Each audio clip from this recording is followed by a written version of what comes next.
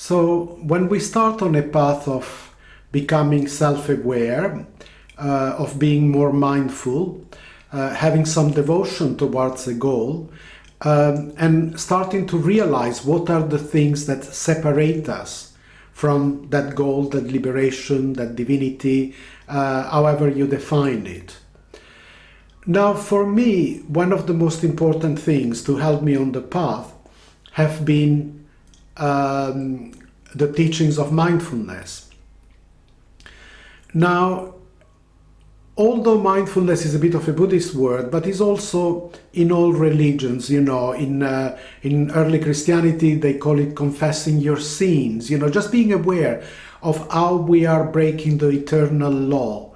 Don't do unto others what you don't want others to do. Don't to do unto you, and do unto others what you would like others to do to you. So when you create unnecessary pain, you accumulate that pain within yourself.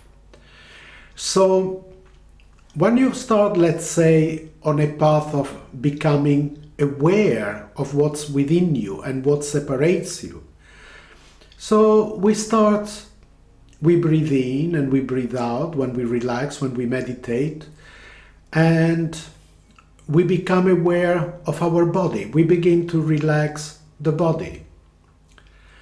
We become aware of our breath. We feel how the breath is going in and how the breath is going out. And whether it's too short, whether it's too tight, whether it's too laborious. And we just by being aware of it, we calm it down. So from there, from body contemplations, we go into becoming aware of our minds and our psyches, our emotions, and we become aware of patterns within ourselves. Anger is rising. I'm more relaxed in my body, I'm more relaxed in my breath. I realize anger is rising, and then anger is rising again. Then we begin to see that our pattern, mind pattern, is a quarrelsome, resentful, angry pattern. It might not be the only thing we have, there are good things too, but that is an important aspect. So we become aware of it, and we also practice things like loving kindness, or if you are a Christian, contemplations on Jesus' love and so forth. And gradually we begin to dissolve it. So this thing that was creating our I, our me, and our mind, our personality, which is this resentment that was so much creating us, defining us, begins to dissolve. And we begin to feel more and more peace, more and more peace. We're not totally liberated or anything, but we begin to see a light in the end of the tunnel. And we begin to feel peace, loving kindness, or lovingness, or love, and that is the most important thing, is the cultivation of this peace that begins to arise within us. It goes and it comes, it goes and it comes, but we are beginning to feel where is our true home. And we begin to learn how to become aware of things that are destructive, things that are too much condition our life, and we begin to learn how to release them. So let's say within a certain time of this mindfulness, we begin to feel more relaxed, and then we begin to start having some experiences. In Buddhism they're called, let's say, jhanas. It's like concentration, meditation. Certain experiences come. And we realize one day that how spacious we really are. We are just pure awareness, and everything happens within us. And we contain everything, but we are not that. We are just that awareness. And that is a sense of liberation that many people sometimes in the West can suddenly get like that. Not often, but it can happen as well into a path of where you gradually clear things. You can't create that realization. It comes to you, but you're creating the ground for it. So you realize everything is awareness. So there is a great joy, great joy in that moment. However, you do not become distracted. You don't think this awareness now is all there is. Yes, this is who I am in part, but you know that your path is still going towards that peace. So you welcome it, you let it to be part of you, but you don't create an I based on that. Remember.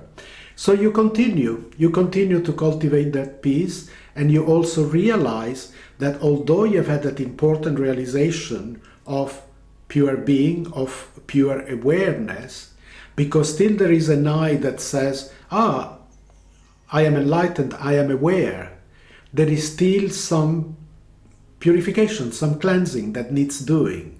So you don't stop there. So you keep breathing in, you keep breathing out, and maybe some deeper aspects of yourself come out. And you keep walking towards the peace, you keep sharing a certain lovingness when you can. And then another realization comes about, another jhana, something else opens before you. And you realize that in that awareness, everything that happens is also the awareness. You are the awareness, and everything else is the awareness. Everything is awareness. Some people say everything is consciousness, everything is love, as you please, all right? So then you find again this beautiful feeling that comes up. It's an opening of the heart. And of course you don't reject it. It's very nice, it's a blessing. But again, you are aware. There is an I knowing that I'm experiencing this. This is amazing. This is it's a beautiful source of this I, but still there is a certain awareness in there. And the risk, the danger that sometimes a kind of guru personality is created. Oh, let me tell you about this amazing thing. Follow me, worship me. So you continue, you go back into cultivating the peace. You breathe in, you breathe out, you relax your body, and you let go of things that contract you unnecessarily. Because sometimes you need to say no in life. But you know that there are so many contractions you don't really need. They're not necessary. They are your past that keeps on boiling inside you. So you continue, even then. You have experienced the awareness, and everything happens within the awareness in the space. You again went into your meditation, in your quest, and relaxing yourself, cultivating the peace. Then you have seen that everything is just that one energy, and you bow to it, you receive it in gratefulness, but you just keep on concentrating on the letting go and on the peace. And then another present can sometime come, and you see that everything is kind of empty, is nothing, but actually in a way is also full. What I mean is, when you think of of quantum cosmology, every force in the universe that goes out has a certain impetus, energy, and every force of the universe that goes in, gravity-like, has got its energy. But when you bring them both together, their total sum is zero. Yeah, they balance each other out. So actually this universe with this immense force is just running on zero. Because shunya, emptiness, in Sanskrit actually means zero. So then there is this tremendous tranquility that comes about. This eternal tranquility and silence. And that is truly memorable, very beautiful. The no-thing jhana comes about. However, when the I says, oh, I have reached nothingness, which is everything, wow, you know, I have something amazing. And still there is a kind of desire, oh, I have to tell to people, they have to come to me. You know, I've got something very special. There is something special about me. So there is a lot of purification, there is a lot of love, there is a lot of beauty, but there is still this I which is aware of it.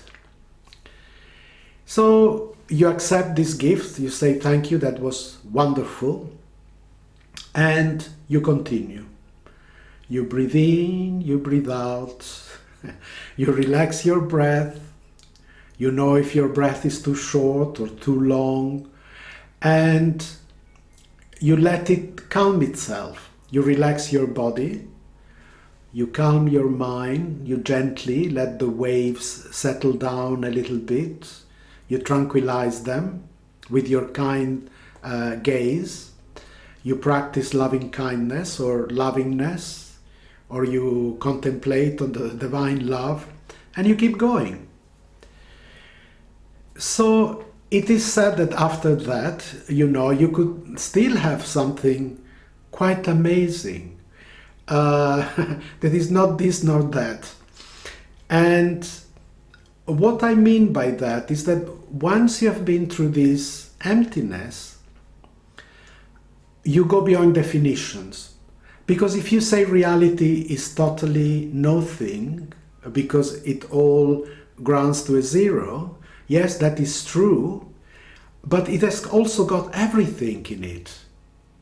You see? So it's empty, but it's full. It's above, but depends where you are. It is also below. It depends from which point you're looking at something. It's very large, but it's very short, depending on your size. So you go beyond these differentiations, these distinctions. You know, there isn't that importance that you give to things, although you love and respect things, you know, but you don't create idols anymore, and you don't get stuck on concepts. And that is a great liberation. It's a very, very beautiful form of liberation. And then you enjoy the moment. You know, you breathe in, you breathe out, you relax. You heal your body, you heal your mind, and you continue on the path. But even then, the I is not saying, aha, look, now I've gone beyond all concepts. I'm so clever. Wow, let me tell everybody how clever I am. That little thing, you know. So even that, you're kind to that I, you say, no, just go to sleep, it's okay, you know. And you continue. So you are where you started, just calming yourself and breathing in and breathing out, relaxing your body, relaxing your breath, soothing and understanding your mind, reassuring it. And you're still there, you know. A lot has happened and nothing much has happened, because that's how it always was. That's how it's meant to be. But you're entering into a relaxed, peaceful, and childlike state, where, yes, there is the I, me, I'm Carlito. That's what my parents called me when I was a child, and it's lovely, it's unique, there is no other Carlito. So I enjoy just being, not just the big I or anything, but just the little me, the little self, the little child, you know. And so you walk through life more and more, enjoying the beauty, enjoying the flowers. But at one point the Buddha said, enjoy the flowers, but don't spoil them. Don't go there and start playing with them and damaging them. So you try as much as possible to go through the world not harming anyone.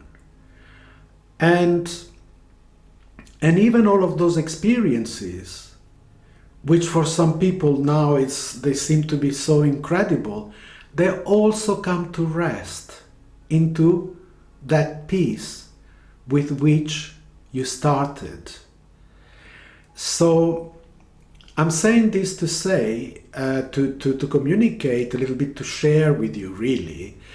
I'm sure you've got a beautiful path ahead of you, and some beautiful things can happen to you, but just stay with the peace, stay with the love, stay with the no self. By no self I mean not the little name within you for which people can call you and so forth, but I'm saying the ego, that kind of spiritual ego, of being the great master who has achieved such and such a realization. You see, because you will be stopping there, you'll be blocking yourself. You just want to, in a way, just be a nobody. But a nobody, which is nothing, remember, has got everything in it as well. Life blesses it, and you bless life. So I hope you have enjoyed this talk, and that maybe one day in life, maybe in 10 years' time, you'll remember something that was said there, and you go, oh yeah, let me be careful. Wow, I've just woken up. This is amazing. Everything is just one thing. And you accept it, you bless it, you live it, but you don't hold on to it. You don't create an I, that seeks recognition. You don't have to own it. It's there.